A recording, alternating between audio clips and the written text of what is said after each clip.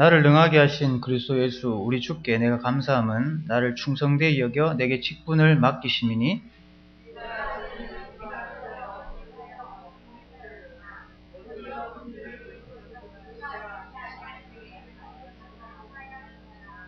우리 주의 은혜가 그리스도 예수 안에 있는 믿음과 사랑과 함께 넘치도록 풍성하였도다.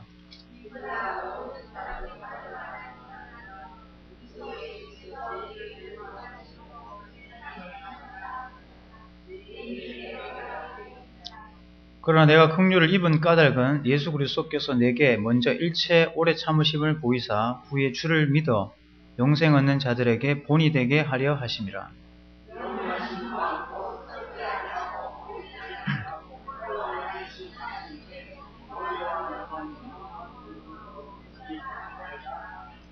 잠깐 기도하겠습니다. 아버지 하나님, 원래 정말 우리가 진리의 기둥과 터 위에서 새로운 출발을 하기를 소망하게 됩니다. 우리의 심령에 진리가 있어 그 진리가 우리를 자유케 하며 또 진리의 말씀을 믿음으로 승리하며 살아가는 우리 모두가 되기를 소망하게 보게 됩니다. 우리 사랑하는 성도님들, 또 가정과 또 그의 가정의 자녀들이 진리 안에서 자유하며 또 진리를 믿으며 승리하는 우리 차세대 그러한 우리 자녀들이 되기를 소망해 보게 됩니다. 주님 도우셔서 우리가 처음부터 다시 한번 새롭게 점검을 하고 또 하나님 앞에 우리가 어떠한 삶으로 살아가야 될지 함께 발견하는 가운데 우리의 삶이 새로워지고 변화되는 그러한 한 해가 될 수 있도록 도와주시고 인도해 주시기를 기도를 드립니다. 감사를 드리며 예수님 이름으로 기도했습니다. 아멘. 오늘 말씀의 제목은 새로운 신분, 새로운 삶, 새로운 신분, 새로운 삶이라는 제목으로 말씀을 전하도록 하겠습니다. 이 디모데 전서는 이 바울이 디모데에게 쓴 편지입니다. 저는 이 편지를 보면서 참 눈물이 나고 또 정말 얼마나 이 디모데를 사랑하고 아끼고 또 있는 바울인가 라는 생각을 해보게 됩니다. 이 표현 중에 디모데를 부를 때 내 사랑하는 아들이라고 이렇게 부르고 있습니다. 내 사랑하는 아들. 사실 친아들은 아닙니다. 근데 영적인 이 디모데를 생각하면서 아들이라고 이렇게 부르는 이 바울을 보게 됩니다. 우리 성도님들이 이 디모데를 사랑하는 마음보다 우리 자녀들을 사랑하는 마음이 크다고 저는 믿습니다. 그러면 이 바울이 가지고 있는 이 아버지의 마음, 우리 자녀가 진리 안에서 잘 되기를 원하는 이 마음을 우리가 가진다면 우리가 정말 이러한 바울이 가지고 있던 이 심령으로 우리가 변화될 수 있도록 기도해야 된다고 생각이 되어집니다. 원래 이제 말씀은 이제 구원받고 침례받은 성도가 이제 신앙생활하는 첫 스타트, 출발점에서 무엇을 우리가 알아야 되는지를 우리가 점검하는 시간들을 갖고자 합니다. 그래서 구원받고 침례받은 성도가 어떻게 신앙생활을 하는가 하는 그 기초가 되는 말씀들을 매주마다 이렇게 말씀을 드리려고 합니다. 그래서 이 말씀들을 우리 자녀들에게 가르칠 수 있다면 이걸 참고하셔서 이런 걸 참고하셔서 이런 이제 과정을 가지고 하면 좋겠다고 하는 그런 마음을 가지고 참고를 하시면 좋겠습니다. 그래서 정말 다시 시작하는 마음으로 우리 자녀들을 다시 내가 말씀으로 양육하겠다고 하는 마음으로 이제 새롭게 마음을 가지시고 하면 좋겠다라는 생각을 가지게 됩니다. 새로운 신분과 새로운 삶이라고 했는데 이제 우리가 성경을 보면은 영적 신분은 두 가지입니다. 영적인 신분은 두 가지로 나눌 수 있습니다. 우리 주보에 보면 갈로를 해놔가지고 제가 만들어놨는데 뭡니까? 두 가지 영적 신분이 있습니다. 사람은. 우리가 세상적으로 볼 때 사람은 여러 부류지만 성경적으로 볼 때 사람은 딱 두 부류라는 것입니다. 영적 신분이. 그것은 어떤 것입니까? 첫 번째는 아담 안에 있는 신분입니다. 아담 안에 있는 신분. 그 다음에 두 번째는 그리스도 예수 안에 있는 신분입니다. 우리 여기 있는 성도님들은 그리스도 예수 안에 있는 신분을 가진 성도입니다. 그 영적인 신분이 우리가 그리스도 예수 안에 있다는 것을 우리는 확신하고 또 살아가야 합니다. 그런데 우리 자녀들은 이런 신분을 확신하고 있습니까? 이런 질문을 함께 던지시기 바랍니다. 우리 자녀들은 새로운 신분을 확신하고 살아가고 있는지 이 자리에서 자녀된 입장에서 자문하시고 내 자녀는 지금 새로운 신분을 가지고 새로운 삶을 살고 있는지를 확인하고 점검하는 그런 시간이 되기를 바랍니다. 아담은 우리가 잘 알다시피 선악과를 따먹어서 불순종했습니다. 불순종. 한 번의 불순종이 전체 인류의 파멸을 가져왔습니다. 그럼 우리는 이걸 알아야 합니다. 한 사람의 불순종에 엄청난 영향력이 얼마나 큰가 라는 것을 우리는 알 필요가 있습니다. 이 선악과를 단순히 따먹은 그런 문제가 아니라 이것은 하나님의 말씀을 불순종한 문제였습니다. 즉 하나님의 말씀을 어긴 것입니다. 이게 성경은 죄라고 합니다. 죄. 성경 말씀대로 살아가지 않는 것, 이것을 정의를 죄라고 내리는 것입니다. 우리 자녀들 한번 만나보시기 바랍니다. 이렇게 이야기합니다. 그리스도 밖에 있는 사람들이 더 선량하고 더 착하고 더 좋아 보이는데 오히려 교회에 오면 더 이상하다. 이렇게 표현하는 거 들어보셨습니까? 그게 맞는 말입니까?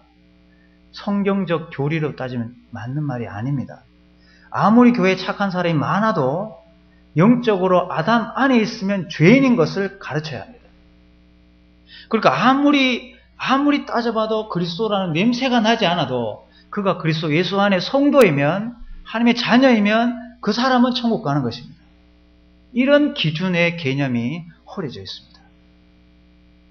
이런 개념이 허려져 있다는 것입니다. 새로운 신분, 새로운 삶의 의미를 모르고 있다는 것입니다. 그래서 좋은 게 좋은 거 아니냐고 이렇게 이야기를 합니다. 세상 사람들이 이렇게 좋아 보이는데 왜 굳이 신앙을 해야 되느냐? 이 정도까지 갔다면 우리는 기도해야 합니다. 두 가지 영적 신분이 있습니다. 아담 안에, 그리스도 예수 안에.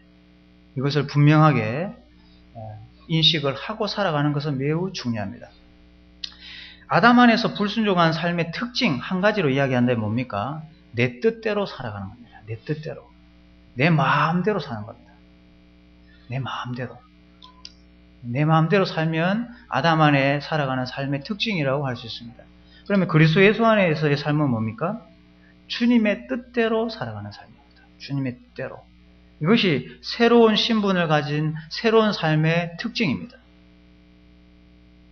우리는 여기에 우리의 삶이 포개져 있는지 스스로에게 물어야 합니다.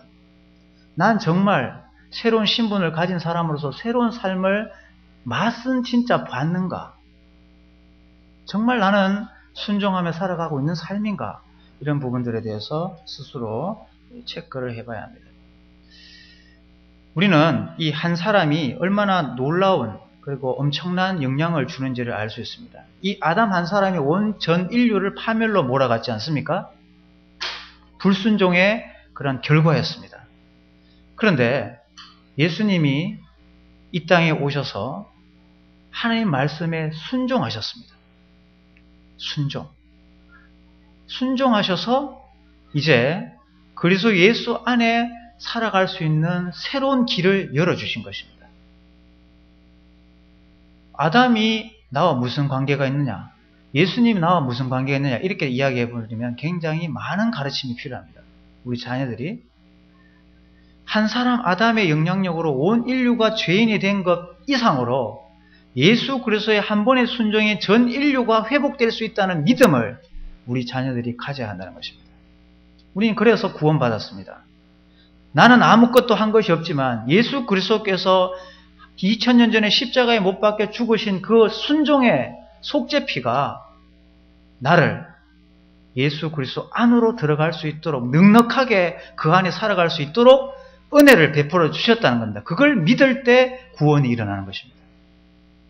그 사실을 믿을 때 구원이 일어나는 것입니다. 그래서 구원의 확신, 그것이 뭡니까? 거기 주보에 보시면 십자가에서 이루신 그리스도의 공로로 영생을 얻게 된 것과 영원토록 하나님께서 보호해 주실 것을 온전히 믿는 것, 이게 구원의 확신이라고 정의를 해볼 수 있습니다. 구원의 확신, 내가 그리스도 예수 안에 있다는 확신, 이것은 예수 그리스도의 공로로 가능하다는 것입니다. 예수님이 십자가에 죽으시고 부활하신 그 죽으심과 부활이 나에게 영향을 주고 있다는 믿음을 가진 사람이 구원을 받는 것입니다. 그래서 로마서의 다른 표현을 보면 이 믿음을 여긴다라는 표현으로 하고 있습니다.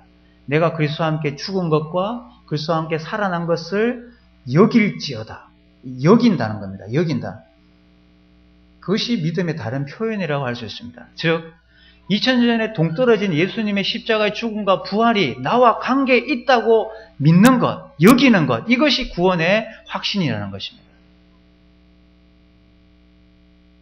그러한 구원을 내가 하나님 앞에서 확신하고 있는가, 이러한 부분들을 우리는 자문을 해봐야 되는 것입니다. 이런 구원받은 그리스도 안에서의 새로운 삶은 어떻게 또 생각해 볼 수 있습니까? 그리스도의 삶. 사도 바울은 빌립보서에서 이렇게 이야기했습니다. 1장 21절에 내게 사는 것은 그리스도이시니, 내게 사는 것은 그리스도이시니. 이 말 표현을 우리가 잘 보시기 바랍니다. 내게 사는 것은 그리스도이시니. 이 말은 내가 노력해서 그리스도처럼 되자라는 이런 말씀이 아닙니다. 이 말씀은 뭐냐면은 예수 그리스도 안에 내가 있음으로써 내 삶을 예수님이 살아 드릴 수 있도록 내어드리는 것을 의미하는 겁니다. 자, 즉 구원받은 새로운 삶의 정의는 뭐냐면 내 안에 계신 주님이 내 삶을 살 수 있도록 내어드리는 것, 주님의 뜻대로 내어드리는 것이 새로운 삶의 시작이라는 것입니다.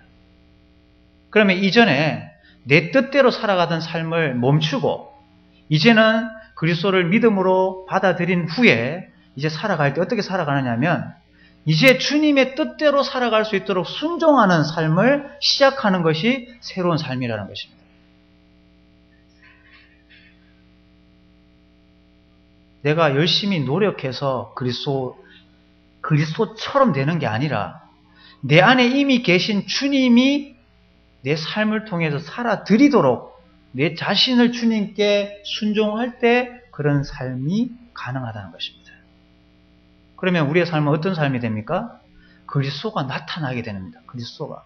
왜냐하면 내 안에 그리스도가 살아갈 수 있도록 내어드렸으니까 나는 뒤로 물러나서 그리스도께서 행할 수 있도록 하는 삶이 되는 것입니다. 이것이 구원받은 새로운 삶의 특징인 것입니다. 다시 본문을 보시겠습니다. 본문. 사도 바울이 이렇게 이야기했습니다. 13절에 보시면 내가 전에는 비방자요 박해자요 폭행자요 이었으나 도리어 긍휼을 입은 것은 내가 믿지 아니할 때에 알지 못하고 행하였습니다. 내가 전에는 라고 했습니다. 내가 전에는. 내가 전에 어떻게 살았다는 겁니까? 그리스도인들을 핍박하고 비방하고 폭행하는 그런 사람이었다는 겁니다. 전에 어떤 삶입니까? 우리가 들었던 말씀을 정리해보면 아담 안에서의 삶이라는 것입니다. 아담 안에서의 삶은 어떤 삶입니까? 내 뜻대로 살아가는 삶입니다. 순종하지 않는 불순종의 삶입니다. 나도 전에는 이렇게 살았다라는 것입니다. 나도 전에는. 왜 이렇게 살았습니까? 사도 바울은 이렇게 이야기했습니다. 믿지 않고 알지 못해서 이렇게 이야기했습니다. 자, 우리의 삶 속에 전과 다른 삶의 변화가 왜 일어나지 않는 것입니까? 이 말씀을 보면 믿음이 없기 때문이고 잘 모르기 때문에 그렇습니다. 그래서 정확한 성경을 가르쳐야 합니다. 모르기 때문에 못 믿는 것이고 안 믿기 때문에 능력이 사라지는 것입니다. 안 믿기 때문에. 모르니까 이게 답인 줄 알고 마음대로 사는 것입니다. 이게 답인 줄 알고. 그래서 내가 전에는 이렇게 살았는데 그 이유가 믿지 않기 때문에 또 몰랐기 때문에 그렇다는 것입니다. 그러면 어떻게 해야 됩니까? 알아야 되고 믿어야 되는 것입니다. 변화는 두 가지입니다. 우리의 삶의 새로운 삶의 변화의 시작은 정확한 성경적 지식의 암과 그 지식을 올바르게 믿을 때 나타날 수 있다는 것입니다. 저는 사도 바울의 삶을 보면 정말 손바닥 뒤집듯이 확실하게 변화되는 삶이라는 걸 볼 수 있습니다. 완전 180도 변화된 삶이었습니다. 우리의 삶이 사실은 이렇게 돼야 됩니다. 사도 바울은 그 전에 무엇을 몰랐냐면 14절에 보면 우리의 주의 은혜가 그리스도 예수 안에 있는 믿음과 사랑과 함께 넘치도록 풍성하였도다. 이제 사도 바울은 전에 아담 안에 있다가 이제 어디로 들어갔습니까? 그리스도 예수 안에 들어온 자가 되었습니다. 그래서 바울의 옛날 이름은 사울이었습니다. 그 사울의 이름의 뜻은 큰 자라는 뜻입니다. 큰 자. 바울은 무슨 뜻이냐면 작은 자라는 뜻입니다. 아담 밖에 있을 때 이 바울은 아주 큰 자아를 가진 큰 자였습니다. 자기 뜻대로 내 마음대로 살아가는 사람이었습니다. 그러나 예수 그리스도 안에 들어왔을 때 바울은 작은 자, 주님이 더 커지는 삶을 살아가는 바울이었다는 것을 우리에게 보여주고 있습니다. 예수 그리스도 안에 사도 바울은 무엇을 발견했습니까?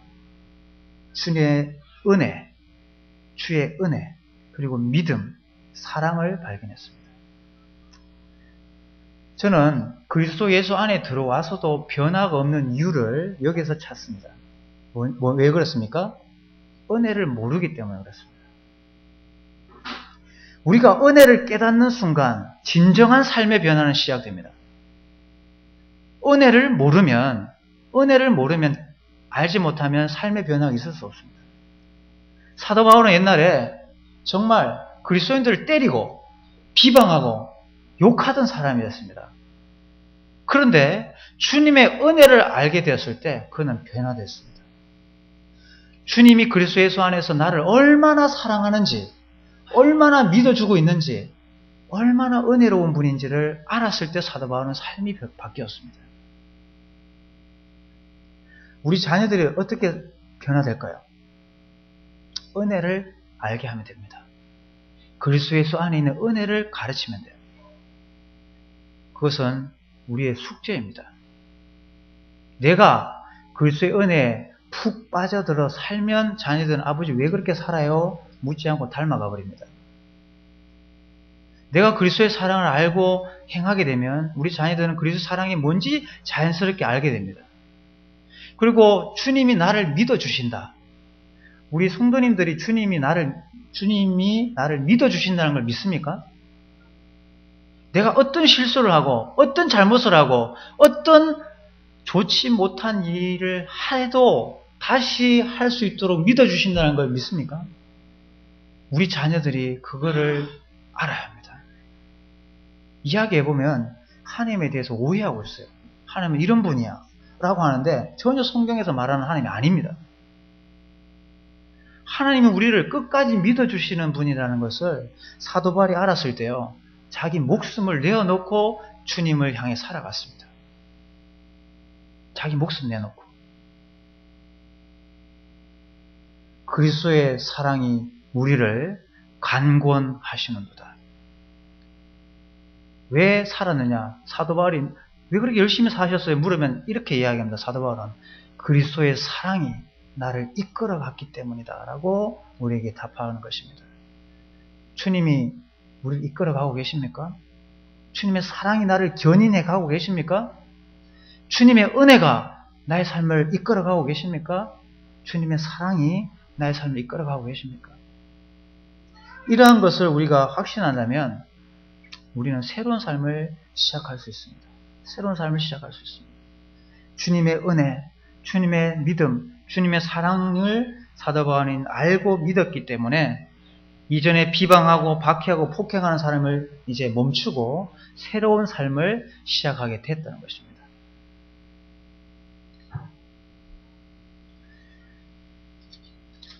뒤에 넘어보시면은 그 16절에 보시면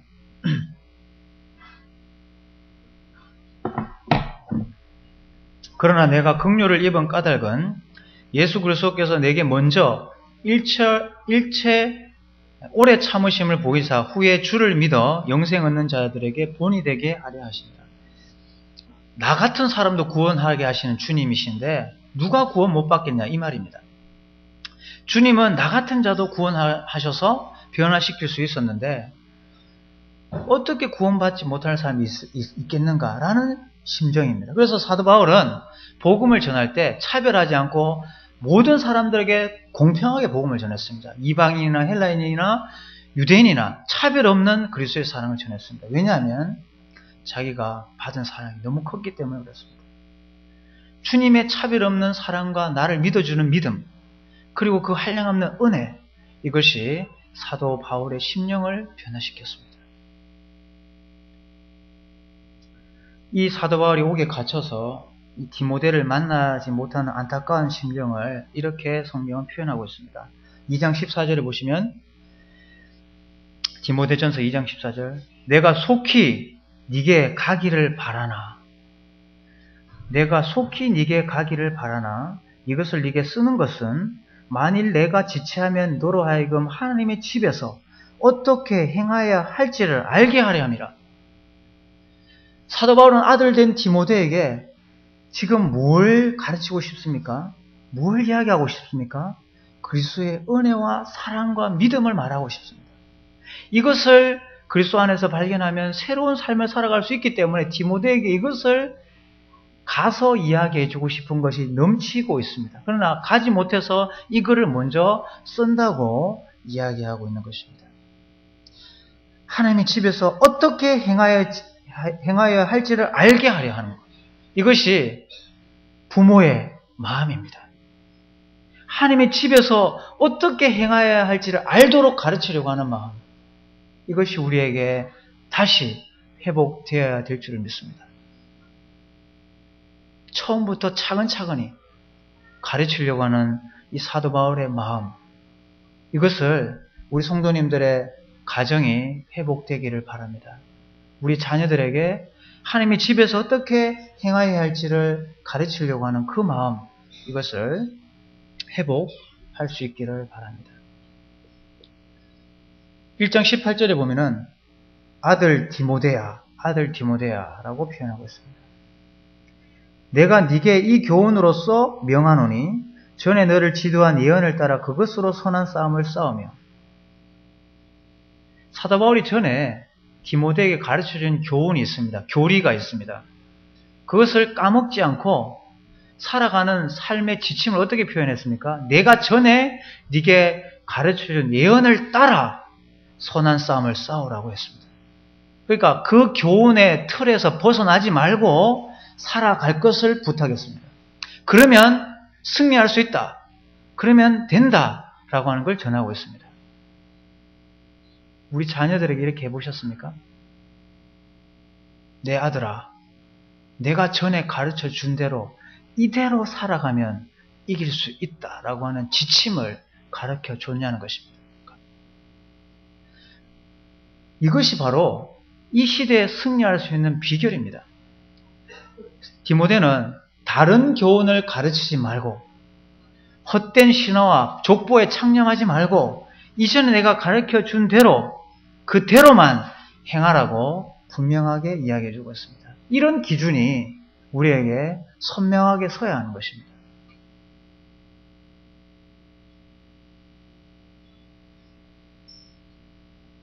사도 바울은 완전히 변화된 삶을 살았습니다. 그 이유는 단 한 가지입니다. 내 삶을 그리스도께 내어 드렸기 때문에 그렇습니다. 내게 사는 것이 그리스도시니. 그래서 사도 바울은 주님께서 충성되이 여기셔서 맡기신 교사의 직분을 그렇게 잘 감당하기를 작정했습니다. 예전에 어떤 사람이었습니까? 핍박하고 욕하고 싸우고 무너뜨리는 파괴자였습니다. 그러나 그리스도 예수 안에는 이렇게 변화될 수 있다는 겁니다. 우리 자녀들이 지금도 그렇게 변화될 수 있다는 걸 믿으시고 우리 자녀들을 위해서 기도하기를 시작하시기 바랍니다.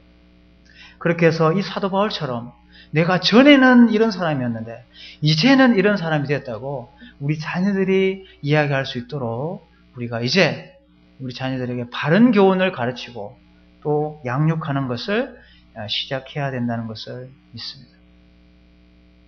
사도 바울이 12절에 이렇게 표현하고 있습니다.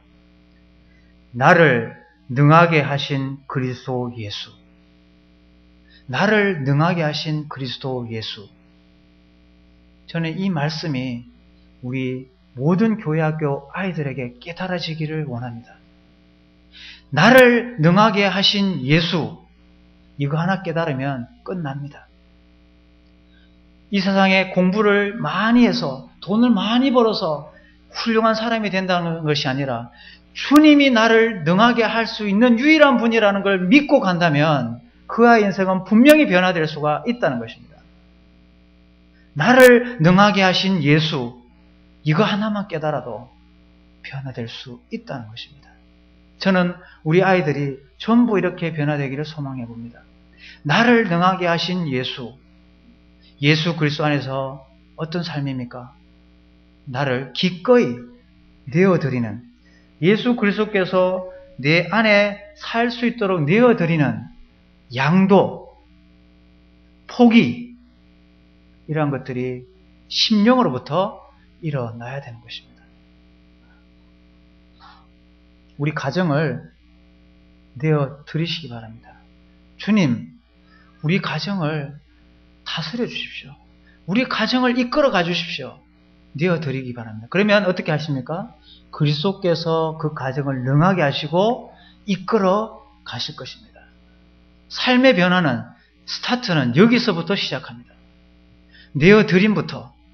새로운 삶의 신분의 변화의 시작은 뭡니까? 내 마음대로 살아가던 삶을 멈추고 주님께 내 삶을 내어드리는 것으로부터 새로운 삶은 시작된 것입니다. 그것이 우리를 부르신 주님의 부르심의 삶인 것입니다. 지금 이 자리에 아직까지 아담 안에 계신 분이 계시다면, 아직까지 구원의 확신을 하지 못하고 계신다면, 나와 전혀 관계없는 2000년의 십자가에 못 박혀 죽으신 그 죽음과 부활이 나의 죽음과 부활로 믿으시고 구원의 확신을 가지시며 하나님이 영원토록 그리스도 예수 안에 아버지 손에서 빼앗을 자가 없는 자로 지켜주실 것을 믿고 하나님 앞에 살아가시는 작은 자, 바울의 삶을 시작하시기 바랍니다. 그리고 그 가정이, 그 자녀들이 그렇게 살아가는 축복이 우리 성도님과 우리 가정 모두에게 임하기를 축복합니다. 기도하겠습니다.